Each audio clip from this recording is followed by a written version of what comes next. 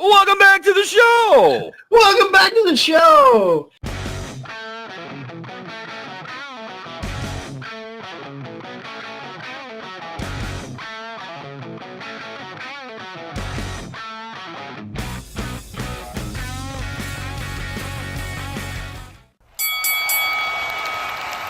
And now, your hosts of the Card Subject to Change podcast, the For Frequency's Sake Tag Team Champions of the World, the Wizard CZ, and Never Wrong Nick Bull.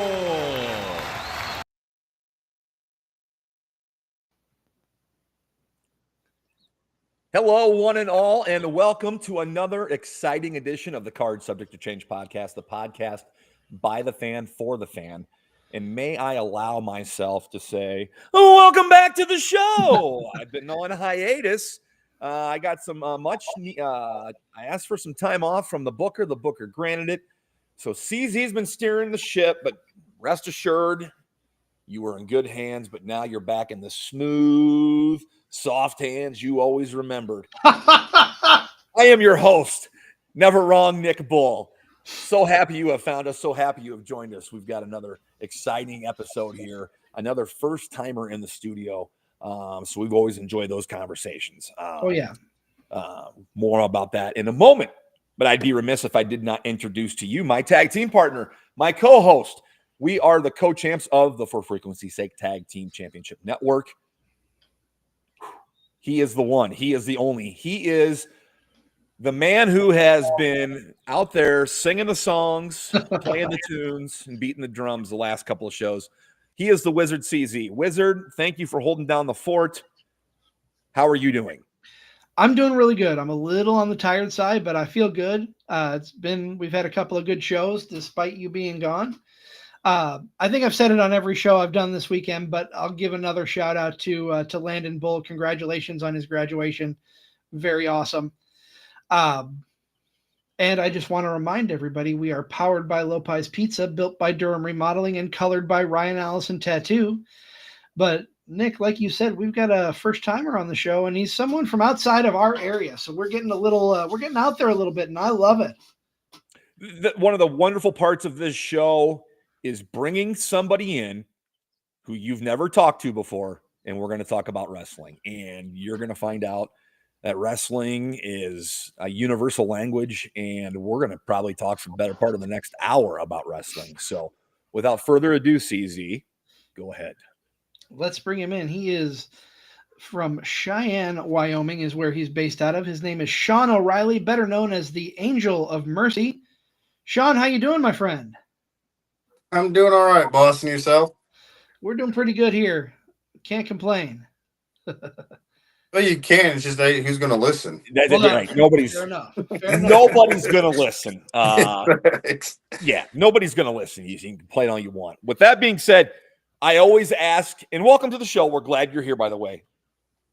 We love having first-time guests on because outside of other than wrestling, I don't know anything about you. Okay, that's what we have here in town.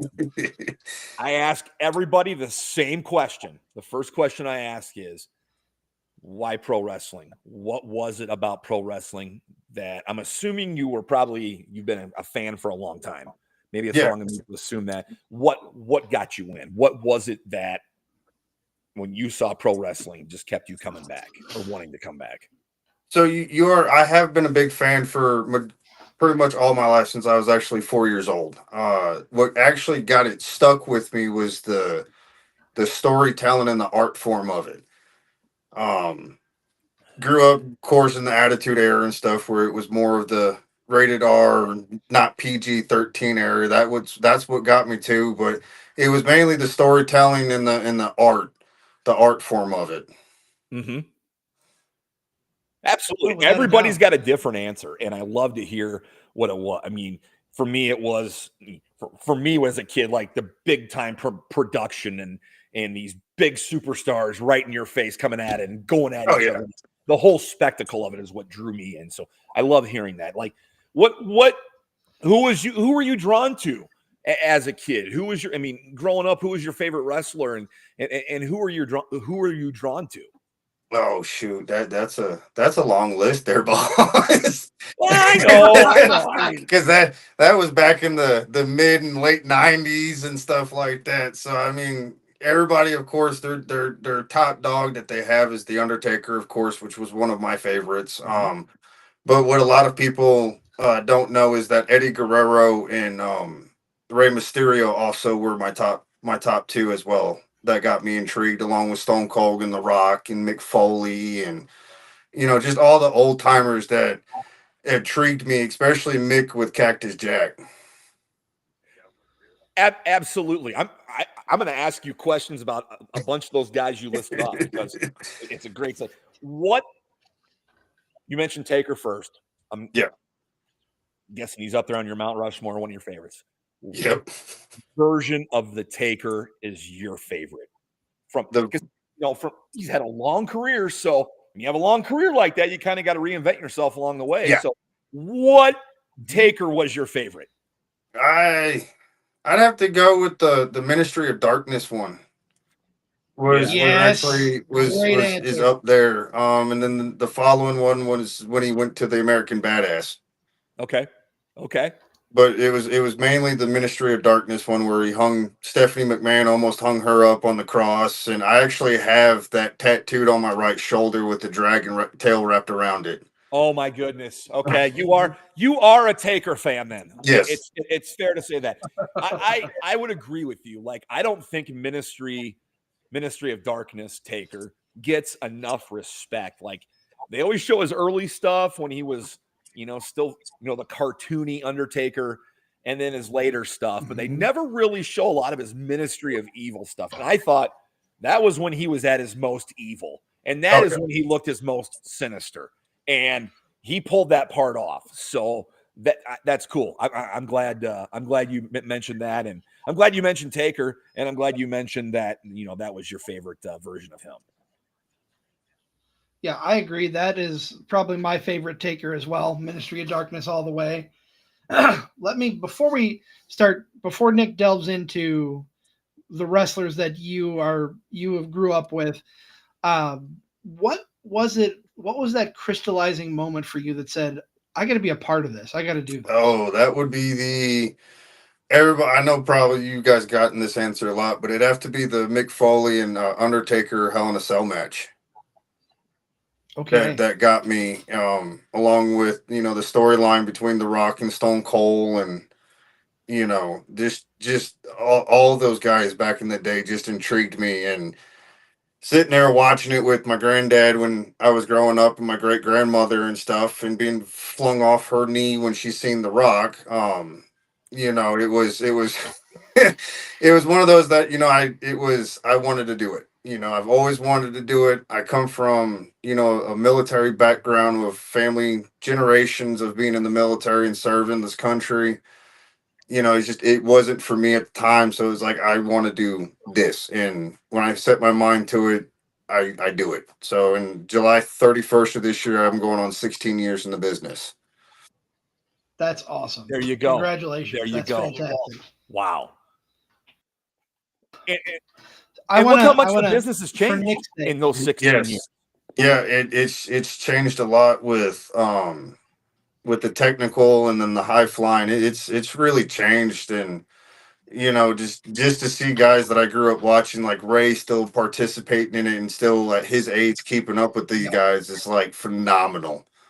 It blows my mind that a guy like Ray, who is he's 50 now, right?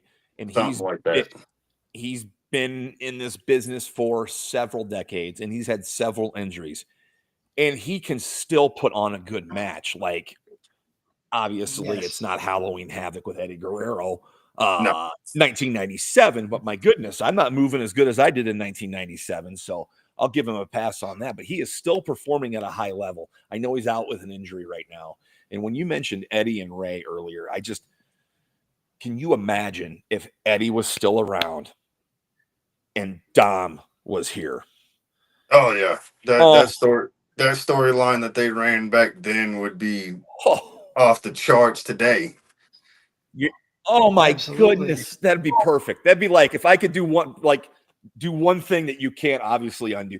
I would book that. Have Eddie Guerrero still around so he could be a part of this Dominic and Ray thing. I would have loved to have seen it because I think they all would have fed off each other perfectly. And I think Dom would have been even more hated when he sided with Eddie, of course. Oh, yeah. Oh, for sure, for sure. Sean, I want to bring up two names that you didn't mention, and this is something that I want to start asking people more because it'll hit home with both me and Nick. In my opinion, there are two types of wrestling fans. There are Shawn Michaels fans and Bret Hart fans. Are you a Shawn guy or a Bret guy? See, now you're putting me on the spot there because both of those are extreme talented guys.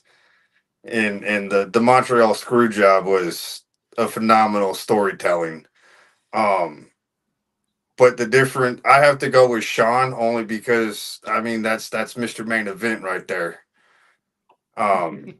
So I'd have to side with Shawn Michaels on that one. I can't fault you there. Nick might No, fault I you won't for fault it, you. but I've been on record as saying I'm a Bret guy. I'm a Bret guy, but I've been on record as saying Shawn is the greatest in-ring performer we have ever seen. Oh yeah. I think Bret has to be talked about for best in-ring wrestling, but Shawn Michaels is by far the greatest performer of all in-ring performer of all time, in my opinion. Oh yeah, and I got to agree with Nick. I mean that's Shawn's the greatest performer, but I mean to me, now if you were to ask me the best technical wrestler between the two, I'd have to go with Bret. Right. Oh, of course.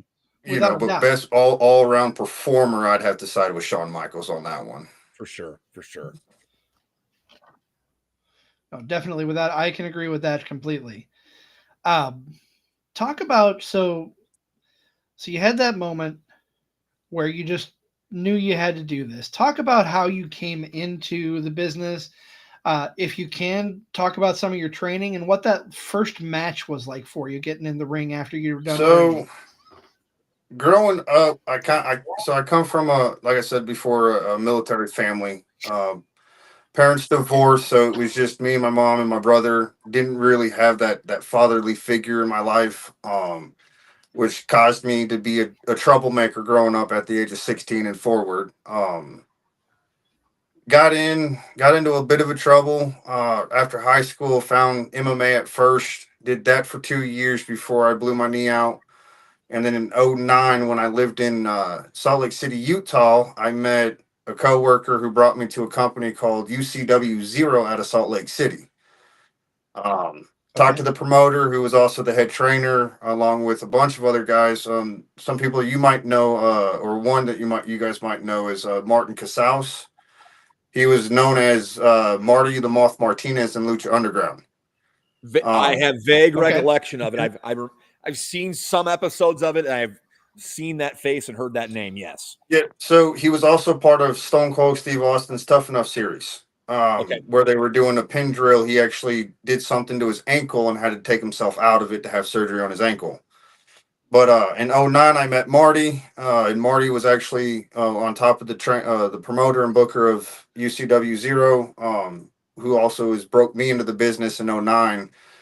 And the first match I had was July 31st of 2009, called the Rocky Mountain Rumble.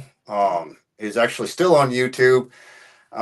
It's me in a pair of white tights with gold tribals on the side, and you can see my trainer, a guy by the name of Derek Janetti, Devin Payne, and then a good buddy of mine, Tyler Cintron, all grabbed me each by 2 arms and 2 legs and just tossed me up in the air, and that was the biggest bump I ever took in my first career match. And then since then, it's been a taken off moment for me, to where I've traveled from Utah down to Mississippi, where I met my other mentor, Chris Black. He polished me up and instilled the shut up and listen to the vets, listen to their advice and instill it. Been all up and down the Gulf Coast of Mississippi, all the way to Florida, where I met a guy named Heath, God rest his soul. I was coming off of another knee injury. He gave me a chance for his promotion of ACW combat wrestling down there in Port Richey, Florida.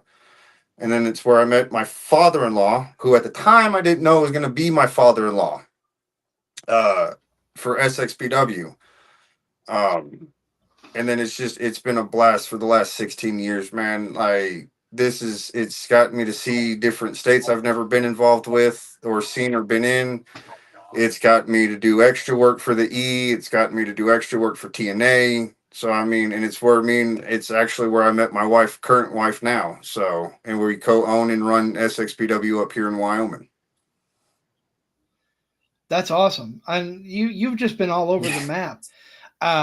Let me ask you this: if you had to put a number, how many states have you been to so far? Let's see here. 1, 2, 3, 4, 5, 6, 7, 8. Are we talking about indie shows, or are we talking about me doing extra work too?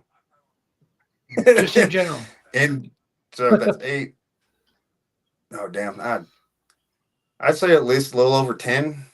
I got to go to Ohio. Will make number 11, and that's where I got to go for extra work on the 23rd of next month. Oh, awesome! Wow, you rattled off a lot of stuff there, so I'm going to process this little by little by little. My bad. I wanted to no. That's great. You just made my job a lot easier. What are you talking about? I want to talk about your home promotion that you run here in a little bit, but you talked about the WWE extra work, the TNA extra work. What's the coolest experience you've had with that? And, maybe some of the best advice or, things you learned from it. So we're not really told to talk to the talent for extra work. But just to be back there with TNA, I helped out with setting up the ring and tearing it down and cleaning up. But just to sit there and watch the production side of things on how everything is done, and excuse me, to watch how they do conduct the backstage interviews, and just to be back there near Gorilla Pit, just to see everything and how everybody reacts with everybody and how everything is done is mind blowing. Because I mean, being a promoter myself, it's like, okay, I just got to have guys that are out of state coming in, just shoot a promo whenever they can and get it to me and I can post it. That's fine.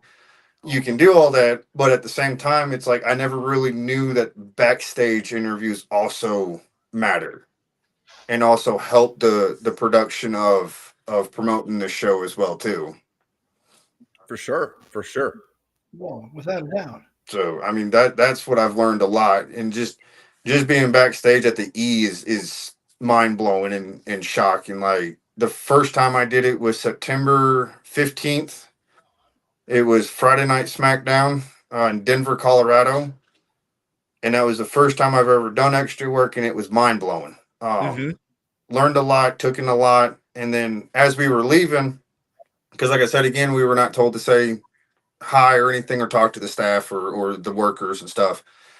But as I'm leaving, Triple H, I'm passing him, and he says, "Have a good night."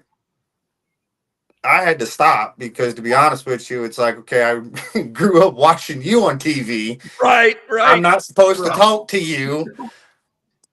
But I mean, it was one of those starstruck moments of quickly say something and quickly get the hell out of town. And it was, "You too, sir," and just left. So, but he a lot taller and bigger in person than he looks on TV, though. I'll tell you that. Yeah. Okay. That's a cool moment. I mean, I think if I was your boss in that situation, I'd look the other way. Like, look, one of the biggest wigs of the number one promotion in the world is telling me to have a good night. I'm going to say, I'm not going to, stone cold him, and not say anything. Oh yeah. You got to say something. Yeah, absolutely. I would have been in the same situation. I would have felt like I had to say something back, but I'd be like, yeah. Oh, you would have went over there. You would have went over there and started giving them hugs, CZ. Well, maybe a little. Hey, you want to come on our show? Come on our show. No, that's cool. Yeah, that's what you want to come on Card Subject to Change? We'll talk wrestling. I want to talk. Your promotion that you're currently running with your wife. Talk about this promotion. Where it's located, where people can see, matches, stuff. I'm guessing you got Facebook page and whatnot for it. But yeah, I want to hear about this promotion that you and your wife are running. So the promotion was started by my father-in-law and my mother-in-law. It's pretty much they started it because my father-in-law used to work with ECW before they went big time, before they went on cameras and all that kind of stuff. But they ended up releasing him from the company because my father-in-law literally stood 5 foot even. So he wasn't tall enough for them. So he started this company as for like the guys that were the outsiders of the wrestling business, the misfits is what they would call us. To give us, pretty much a home. They went on a hiatus for a little bit. When I moved back to Florida the second time, it was one of those. I talked to the wife, well, who we were just friends at the time, but we were talking back and forth, and I told her, I was like, hey, look, let's start running SXPW again. Let's because her dad was getting sick and we all knew it. We just didn't know how long he had left. Sure. So we started running shows again down in Florida. I was actually the only person that gave him his last entrance, his last in-ring thing. Because the first show we did, was I was the bad guy. I turned that way. And stuff. So he was his last entrance to come out on that show, and then our next show we gave him his last in-ring win. We did a battle royale, and all the guys of the locker room who he's really good friends with, that I booked, was one of those. Hey, let's give him this win of being the toughest guy of SXPW in the South. Sure. And there was no question in my mind of if that's what y'all want, then we'll do it that way. Then we moved it up here to Wyoming because I had to come home up here because my mom had troubles. She shattered her ankle twice. So I had to move up here to help her out to get her back up on her feet. Sure. And then there's no wrestling in this state at all. Like there's going to ask that here in a little bit about there's none. Like there's a company out in Utah that comes out, but the furthest that they come inwards into this state is Evanston, Wyoming. So I'm not really too worried about on that side of things. But we started running up here last year, and it's just been phenomenal. Our first show, our first show was last year, and we did almost 300, if not a little over 300 people. Wow. And that's with having Chris Adonis on the card with us. And then we brought in Tom Latimer, and then we brought in both of them again. And then my wife ended up falling ill with a heart condition. So I'm trying to take care of her on top of wanting to do more shows up here because, I want to give back to the community. I didn't know back in the day if there was an indie wrestling promotion back when I was growing up, I would have been all over it a lot sooner. But I want to give something for the kids to come out to enjoy and do something rather than just stay at home and annoy their parents. The parents can bring them here on, once a month, every Saturday or Sunday night, they can come out and enjoy wrestling and have fun. And then I know if they go to school the following day, it's what they're going to be talking about. So then I'm going to have more people interacting with the show and the Facebook where they're going to come out. So it gives back. I would imagine not having much wrestling out there that it's a it'd be a big draw for people to come to in the town of Cheyenne. It's a big military community. We have the biggest Air Force base in the state. So and a lot of the retirees stay up here. So it's one of those that I have to tread carefully on what we do as far as shows wise and what we can and can't do because I don't know the audience that well. I don't know what they're into and what I see more of the older generation, people my age and up coming out to these shows that we're putting on and stuff, and then just enjoying themselves. And then that's and just to see the smile and the brightness in the elderly community side is freaking amazing to me. Because if I can at least make them happy and the kids happy, I'm golden right there. Well, it sounds like whatever you're doing, you need to continue to do that because it sounds like you're getting a good audience at your show. You're getting good feedback and reaction from it. What did it feel like being the person that brought wrestling to where there's no wrestling at all? It felt good, but it was also stressful at the same time. I bet. So, because being a promoter, it's one of those. Am I going to get the crowd? Am I going to get the crowd where I can pay for the venue, pay my guys, and all that kind of stuff, and that was my main worry when we did our first show last year. Was holy crap, am I going to be able to pay Chris Adonis his money, that I've already put in, on top of paying everybody else in the venue? It's a lot stressful than what people don't realize. I bet that's the part of the wrestling world that not everybody's clamoring to learn about how to divide, making sure you're getting enough people in there to pay your talent so you don't have angry people. So yeah, I mean, you're taking on a responsibility, but I think being in the business as long as you've been and continue to be, you're well suited for it. It's not like you just woke up yesterday and decided to do this. You kind of have an idea how things go. Oh yeah, but it's more of that on that side. I'm a worker, so it's like I don't have to stress about all that. Like, just tell me who's going over, how you want it done, and how long we got, and I'm golden. Being on the other side of it now, it's like, because to tell you the truth, I didn't want the books. I've never wanted the books. I never wanted my hand in it. Never wanted to, book a show at all. But my father-in-law, he wasn't well enough to book these people. He goes, I trust you enough, and hands me the books. He goes, you're booking the show. And I'm like, no, I'm not. So it's one of those things of, now I know why most bookers and promoters start losing their hair and stuff, and why it goes white and gray a lot. So right.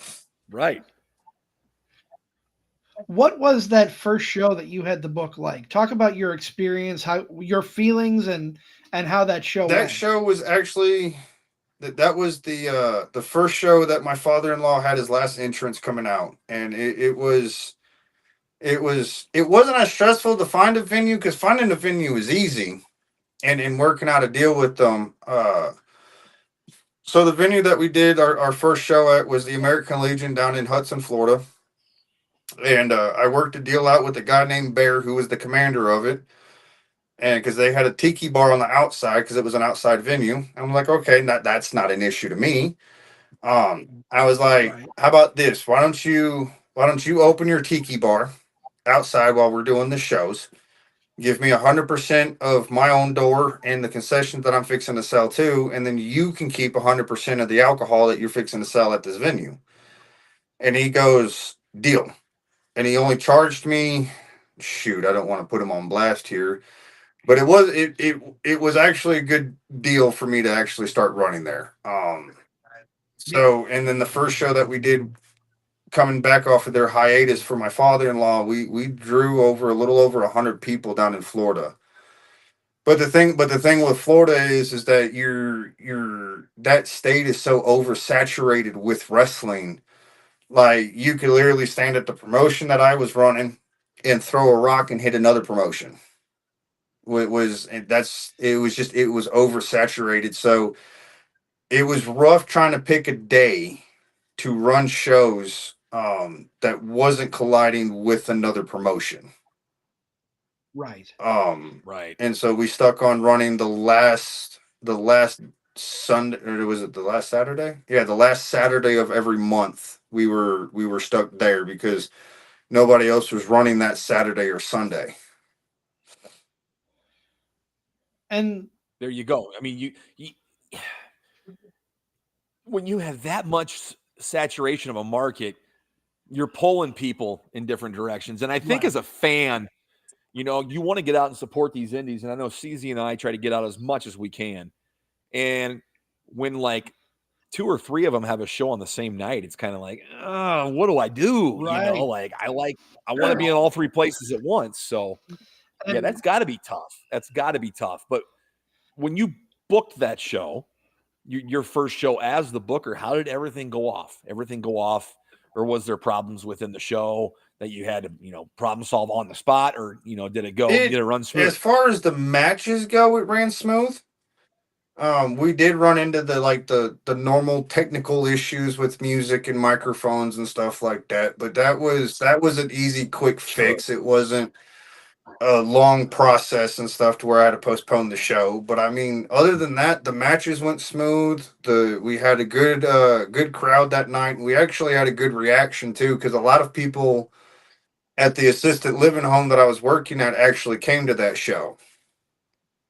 So good. Yeah, it was good to hear their feedback the following day when I came into work. Whether you wanted to hear it or not. Yeah, whether I wanted to hear it or not, they were going to tell me. What was their biggest compliment? It was actually they said it was a moving, touching part at the main event when I was in it with a very good friend of mine that lives in PA. That came out for my father-in-law to work me, because of course my father-in-law had restrictions. He couldn't wrestle. So we played off of that. So he made the phone call from an ECW guy up north, which he's never worked for ECW, by the way. But came from the same area, and we worked in for him. And my biggest coworker said that was the coolest moment she's ever seen. She's never seen that ever happen in an indie show at all, or even in the big leagues. That's awesome. That's got to be cool. A memory right there. It is. That show. So that show, I'll have to get you the name of it. See, when the wife gets home from work, because I can't remember the dang name of it. Yeah. But I'll shoot you the link on it when she comes home, and I can ask her the question of when our first show was down in Florida, and you can see it. Okay, that'd be awesome. For sure. We are talking with Sean O'Reilly, the Angel of Mercy, here on Card Subject to Change, podcast by the fan for the fan, powered by Lopez Pizza, built by Durham Remodeling, and colored by Ryan Allison Tattoo. Now, Sean, you talked earlier about a heel turn. I want to ask you, is it easier for you to work heel or face? Ooh. So the beginning of my career, it was rough. So for majority of my career, I've always been a face no matter where I went. It was easier for me to be the face to get the crowd behind because, I'm Irish. I come out to the Irish beat. But when I turned heel down in Florida, it was actually a lot easier for me because I'm a natural born, I don't know if I could say this, but an A word outside of wrestling. Like that's just my that's just my persona. I'm a natural asshole. Like I don't like people. Sure. I don't like interacting with people. So it was natural as I got more years in and started seeing my mentors on how they acted as a heel. And people I grew up watching and just studying them and stuff. It started to come natural for me. So I actually enjoy being the bad guy. Like it's fun. It's like literally less work that I got to do. So I enjoy it. Right. But companies have their different personas on how they want me to be, and I and my wife laughs at me. She goes, "You don't like people, but yet when you're a face in the wrestling business," she goes, "You're amazing." I was like, because when I walk through the curtain, I'm not me. I'm not my shoot name. I'm literally Sean O'Reilly as soon as I walk through them curtains, and he doesn't care if he's around people or not. He'll be nice to him if he has to. He'll be the biggest a-hole you'll ever meet if he has to be. It's just whatever the promoter wants. Let me ask you. You talk about coming out of the curtain, Sean O'Reilly. You hear the fans roaring. Some people do, some people don't. When you're in the ring, are you feeding off of the fans? Are you hearing them cheering, or are you just kind of zeroed in on what you're doing? The biggest thing that I was taught coming up in this business is always to listen to the crowd.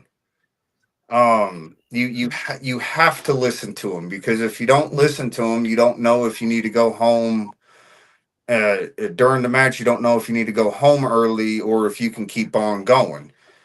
And I think that's what a lot of these new generation people are not understanding, is that you have to listen to the crowd. You have to feed off the crowd, because if you don't, you can go out there and have a 10-12 minute match, and if the crowd's not behind you, you can have an amazing match, a 5-star match that night, but with zero to no crowd interaction, what was the point of it? What was the point?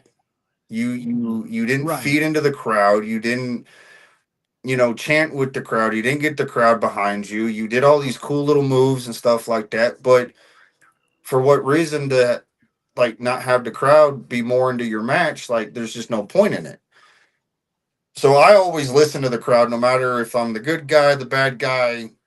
It's always, I gotta listen to the fans, because if the fans are telling me this is not fun anymore, then it's time to go home and take it home.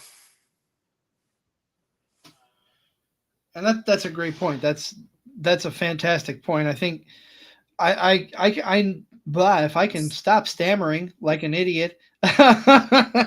See what happens, Nick. You leave and I become a blithering idiot all the time. You're doing fine. You're doing fine. But no, that's something I've noticed of the younger generation, is they don't necessarily pay attention to what's going on. Some people do, and it really feels like it's more of an art form, but at the same time, it's something you have to do.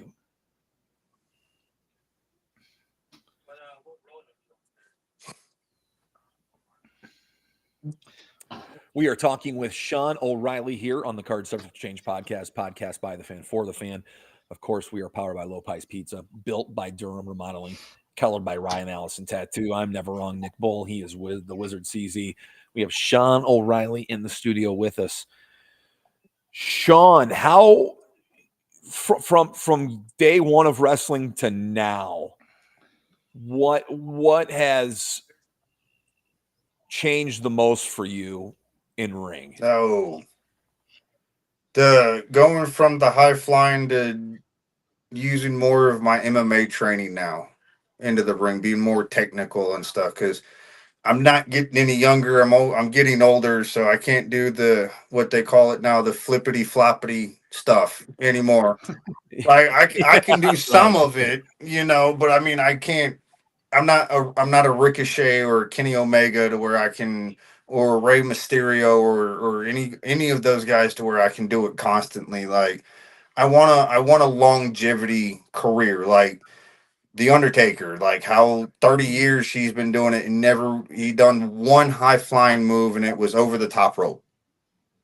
Other than that, he had a long 30 years, like, and then that's what I want, it's just more of a longevity career. So I had to switch it up from doing more of the high flying to being more of the technician in the ring, and the guy that has to slow down the match, because I'm not running my butt off. You mentioned longevity, and I know you said you've been in the business 16 years now.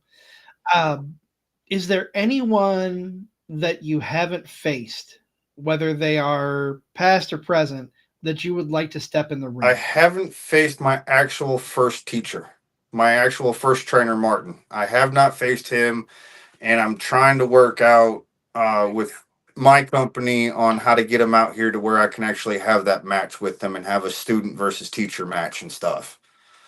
Okay. Other than that, I mean, I'm always open to working everybody and anybody. Like the Slave of the Death match that we do down here in Denver once a year in September, I got to work Necro Butcher for the first time. Ooh. And that match you can actually see on YouTube as well too. How was that? It was rough. I want to talk about this. Necro actually, like, legitimately hits. But when you're in the business as long as Necro or me or any guy, you can tell the difference between a work or a shoot. And his hits are literally a work. But I've never been rocked a day in my life in wrestling in the almost 16 years of my career, and I got rocked by Necro Butcher after about the third punch. Oof. And you can actually see it on you can actually see it on the video that was recorded, and it's on YouTube. Just look up Sean O'Reilly versus Necro Butcher, and it will pop up, and you'll see about the third punch. You can actually see me leaning more towards my right side.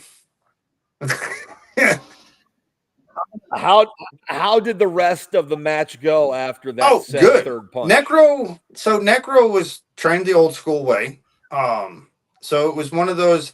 I thought the promoter of Primo's Premier Pro Wrestling, where I mainly go to now, I thought he was ribbing me when he says that I literally have to lay my stuff in with Necro or it's going to be trouble for me. And it wasn't a rib; it was actually a real comment. But I mean, after I started laying my stuff in and stuff, the match went smooth after being rocked once. I was like, okay, we have to work this way. There's no way around it. So we're gonna work this way. And if I hurt you on accidental, I will apologize in the locker room, but we will go forward.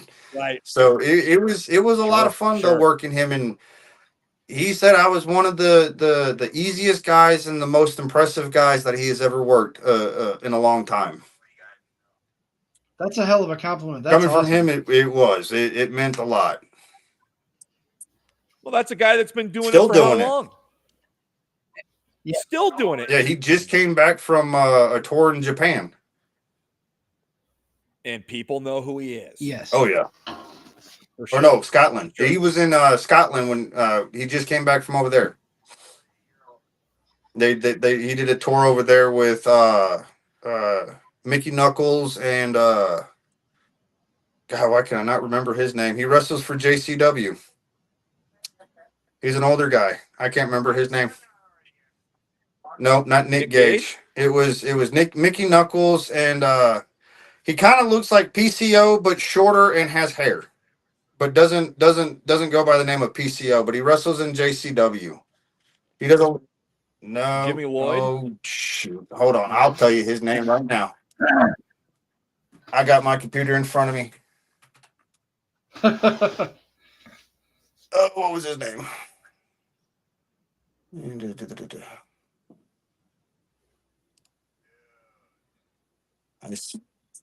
While Sean runs that down, I am never Nick Bull. He is the Wizard CZ. This is Card Subject to Change. We are the podcast by the fan for the fan. Episode 194 with our new wrestling buddy who is in Wyoming, Sean O'Reilly. Oh, this is going to drive me insane. I'm going to have to ask my wife when she gets home or when we get off the this. That's all right. That's all right. Well, that's cool. But people know who the Necro Butcher is. That is, people know that. That's a story you can tell. And it's a match that cool, I can show for a lifetime too. Absolutely. Yes. Absolutely. Yes, 100%. That's the first thing I'm looking up when I get off. We get off the show here. Same here. Same here. Sean, do you have your eye on the current product? Are you watching WWE, AEW, or any of the bigger indies?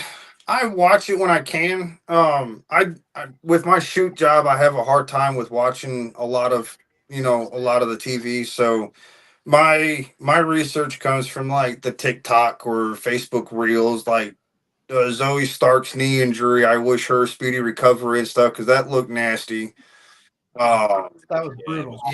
And the guy that's a guy that's had 3 knee injuries to the same knee and stuff. It's not it hurts. So I wish her a speedy recovery from it. But I mean, a lot of I think my favorite segment so far is got to be Jacob Fatu and Solo on top of the Judgment Day's stuff going on right now. Okay. Absolutely. That's that Judgment Day stuff's coming to a head, and so is that stuff with Fatu and Solo. I mean, it's just the days are numbered there between before the fireworks explode between those two. When you go back and I know you don't. You don't watch a lot of the current product. You catch up with it on social media and stuff. What is your favorite show to go back and watch? No, it's gotta be Raw. I've always been a Red Brand guy. I've always been down. You're right. Okay, Raw for TV, but what about your favorite like pay-per-view or show of all time that you like go back and watch, or a show you go back and watch? Doesn't have to be your favorite of all time, just a show you go back and watch a lot. This is my way of asking the guest, hey, what are you watching? So I can go check out what you're watching. I'm always looking for something to watch. I go back and so my sister-in-law, she watches a lot of the pay-per-views, the old school style pay-per-views. But me, I go back to it's just different varieties of shows for me. And that's only because that's where I pick up new things that I can try at training. And then it's also too you never stop learning especially how psychology in wrestling came from back in the 60s and 70s to what it is today. So it's like a history for me. To go as far back as I can and to go all the way to today's date. Because I'm a history fanatic, so I love watching the old school type of stuff, like the Von Erichs and all that, all the old school people back in the 80s, and just learn the psychology. Because you can never stop learning the psychology point of everything. And then also trying to learn new moves to where I can implement it in my new style of wrestling to this day. So I don't really have a favorite. It's just going back and learning and watching.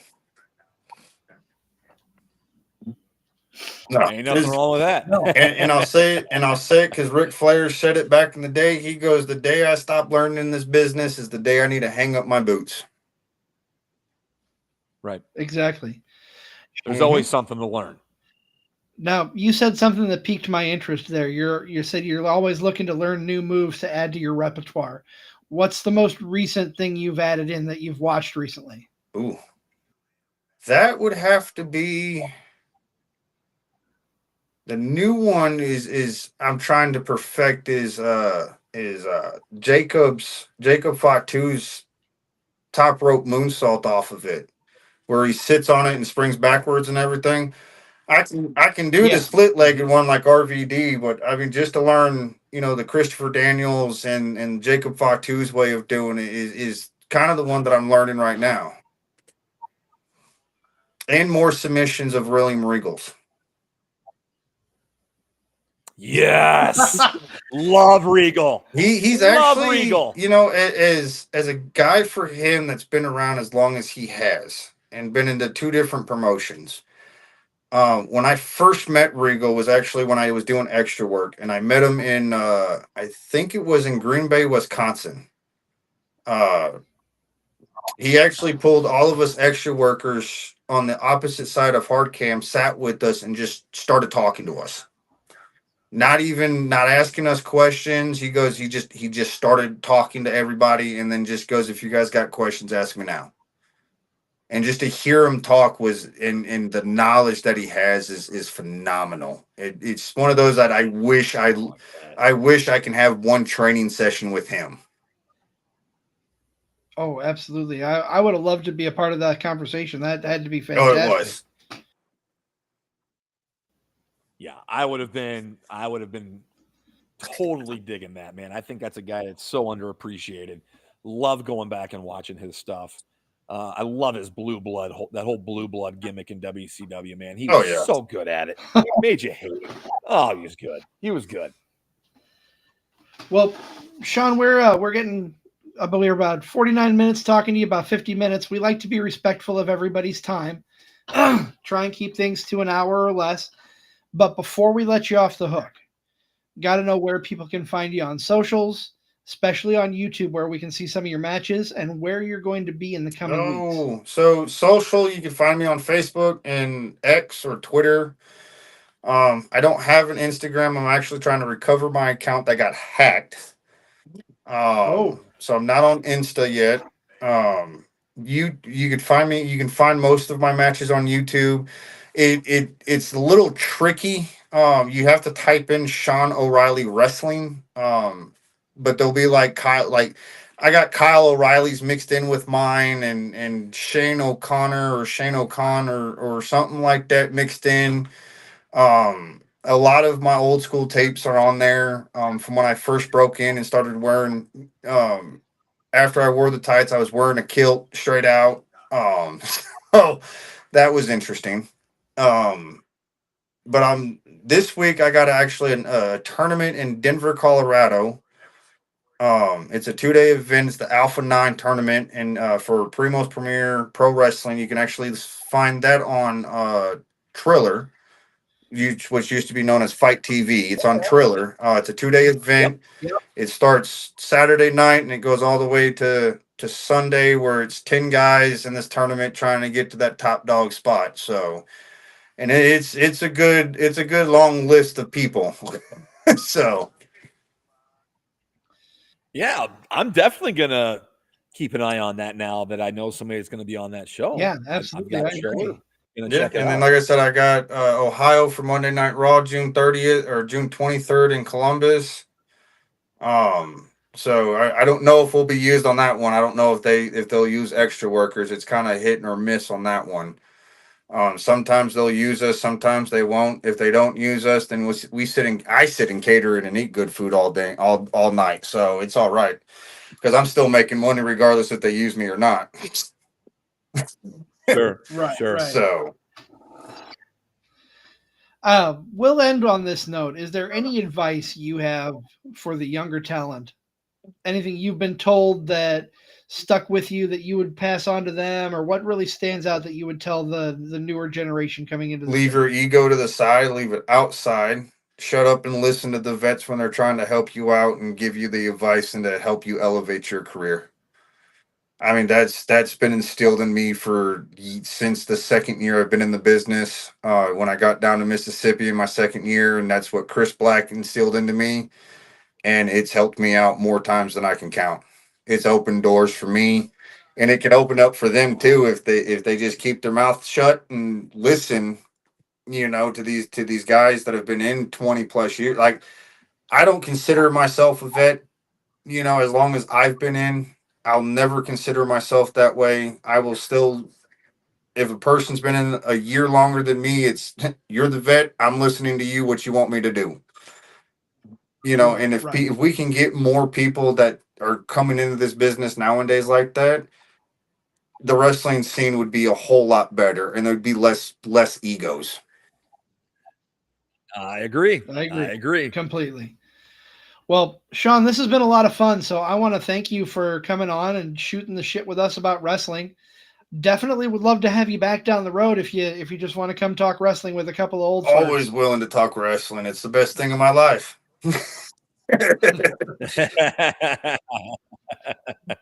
Well, we're going to put a bow on this episode. Again, thank you, Sean O'Reilly. We appreciate you being part of Card Subject to Change. For my tag team partner, Never Wrong, Nick Bull, I am the Wizard CZ. This is Card Subject to Change, the podcast by the fan for the fan.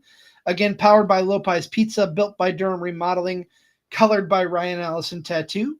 We will be back on Monday. We'll be talking Battleground and Double or Nothing. Big weekend here, Memorial Day weekend. And since those shows are both Sunday, we're going to bring our show on Monday afternoon. Correct. So stay tuned to socials for that. But until then, go enjoy your wrestling. Have a good rest of your night. And you guys as well.